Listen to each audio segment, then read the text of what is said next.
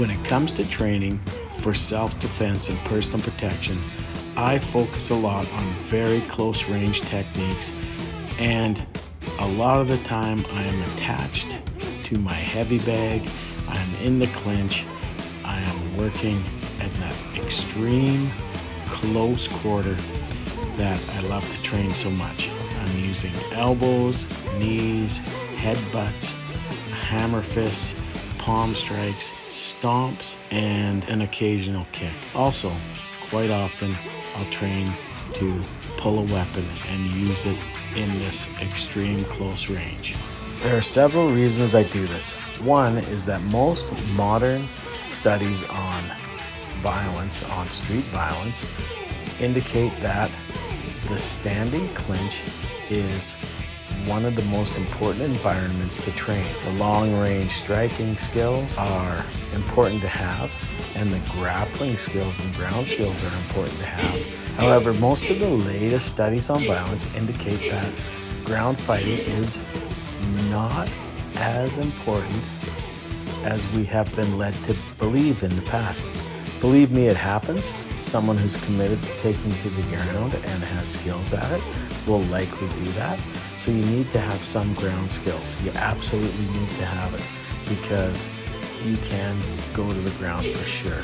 Anyone who says they just won't let them take them to the ground is kind of misguided and naive. The quote we hear of 90% of fights going to the ground is a misquote. The original study that comes from was on arrest statistics with handcuffing, and the ground was any surface that they had to put their suspect against, be it a car, be it a wall, be it a fence, be it the ground. When you handcuff somebody, you have to have them under control. But let's get back to what I'm doing in these training sequences. What you see is a lot of attachment, a lot of clinching. This is one of the most important environments to train, the standing clinch, because this happens a lot in fighting, and it will be where you go prior to going to the ground. Now, when we're in super close range, weapons like elbows and headbutts and knees are most important. When you see me doing that solo pad training, I know it looks silly, but remember, I attach. So that pad represents my hand behind somebody's head, pulling them into the strikes.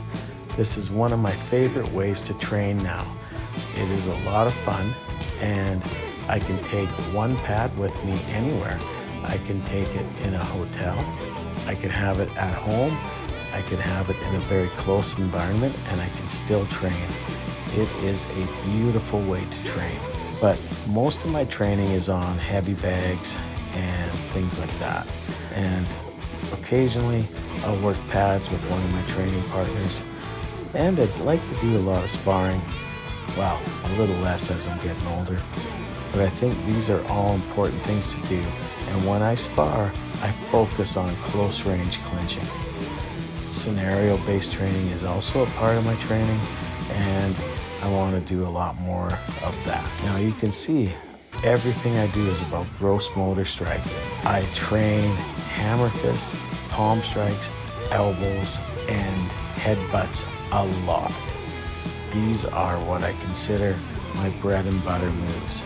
I also train things like chops to the throat or edge of hand blows, eye gouges, of course knees, but I never knee high, except for when I'm hitting a bag.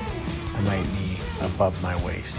It is really dangerous to lift your foot in a street altercation. If your foot gets grabbed, you can easily be taken to the ground. And that's a deadly environment to be in when it comes to real violence.